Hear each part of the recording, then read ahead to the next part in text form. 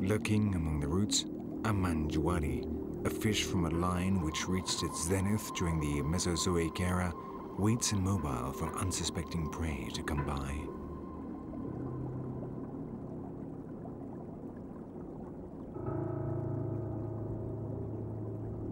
Its large toothed mouth, its primitive fins, and its armor-plated body make it a formidable predator. So formidable, in fact, that the manjuari, or alligator gar as it is also known, is feared even by young crocodiles.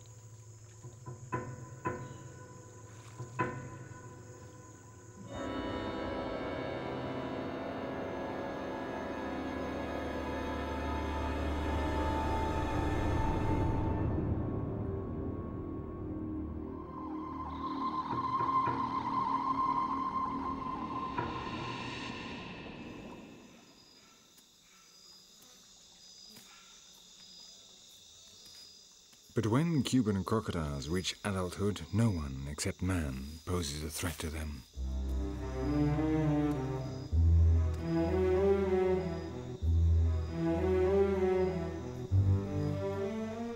In their domains, all other living beings are their prey. Fish, amphibians and reptiles, birds and mammals. The Cuban crocodile makes no distinctions. It is an expert hunter, and for it, any movement means an invitation to hunt. Jacanas and egrets search for small prey just a short distance from a crocodile. While they have him in sight, the birds are unafraid. In a direct attack, they would simply fly off with no problem. But when one of these saurians submerges, it's a different matter entirely, and so it's best to make good your escape.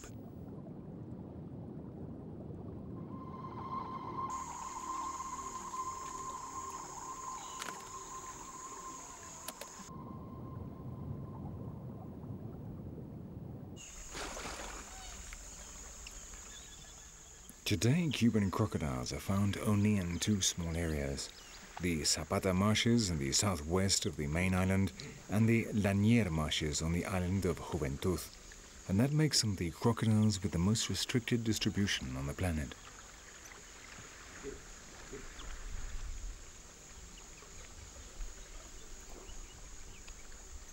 Here in Zapata, the breeding season has arrived and the adults gather together, marking the dominant hierarchy with their raised tails and open jaws in an impressive display of strength.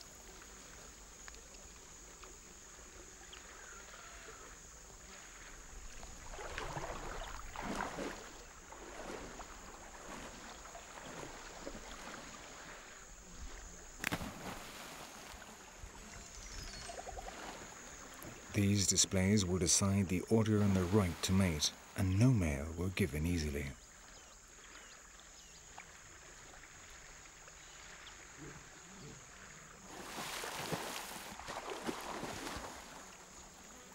With several animals together in the same pool, conflicts between them are inevitable.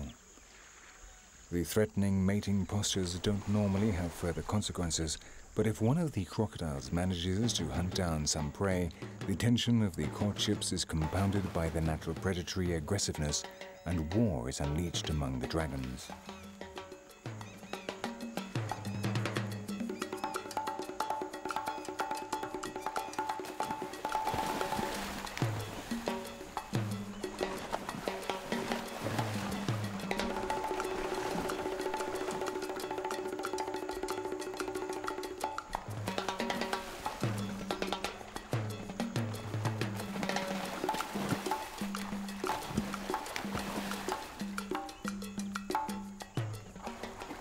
Though the combats are spectacular, major wounds are a rare occurrence.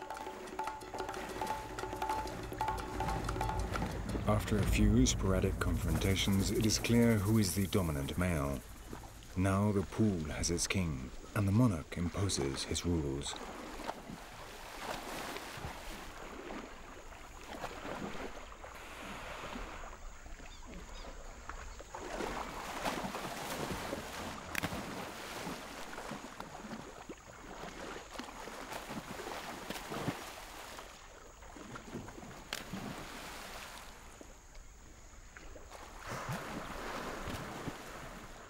After the combats, the victorious male joins a receptive female.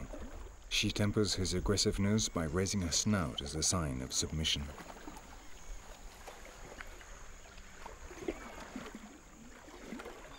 Until she manages to calm him down, the excited male could even attack her.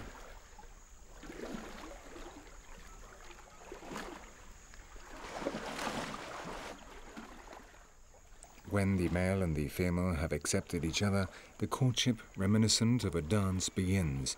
Then the female dives down, expelling air through her mouth and nose, and the male mounts her in a long copulation, which can last for up to 15 minutes.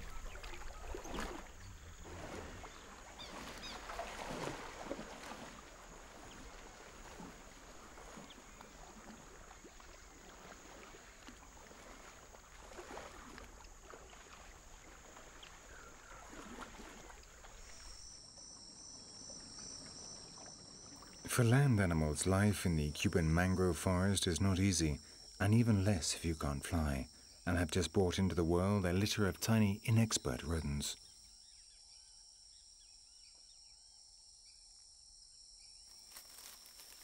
To keep its young safe, this hutia seeks the protection of the maze of corridors of a dry mango trunk.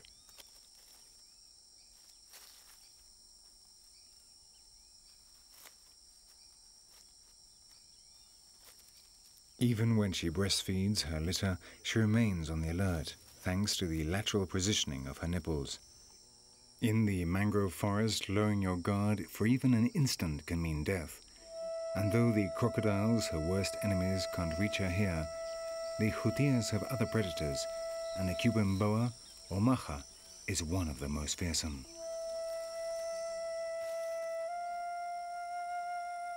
While her young are feeding, the hutia remains motionless, concentrating, alert to any sign of potential danger. Guided by its olfactory tongue, the serpent locates the den and changes course. It knows that if it can surprise the litter, it will easily be able to catch one of the young.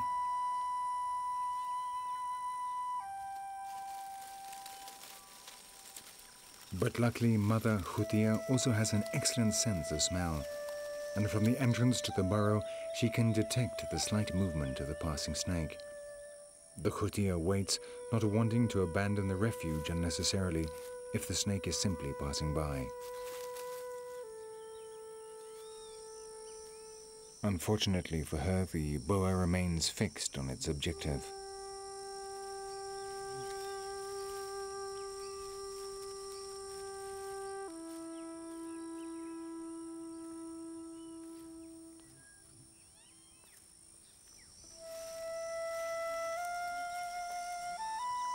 With an infinitely flexible body, the intricate trunk represents no obstacle for the snake.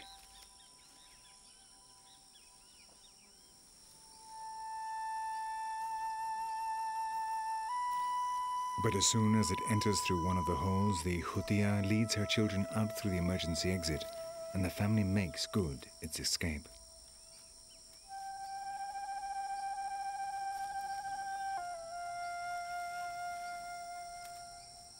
Shortly afterwards, when the boa reaches their lair, all that remains is the musky smell of the rodent's fear and nervousness.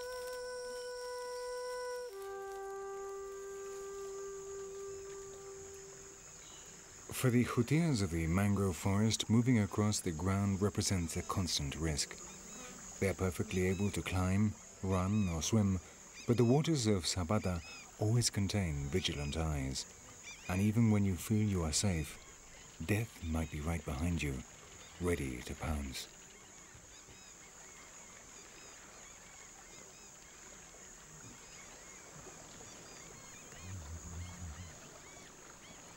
Exhausted after swimming across a pool, this hutia is resting on a trunk, celebrating the fact she has evaded all the dangers of the water.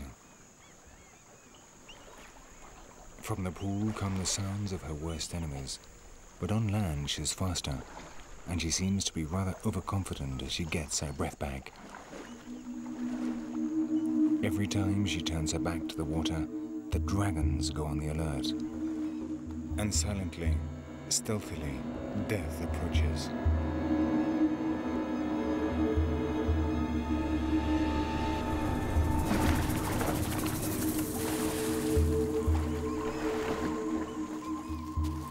Luckily, she still has strength for one final leap, and on the safety of solid ground, the intrepid Jutia moves off, denying the voracious Cuban crocodile a prey he was sure was his.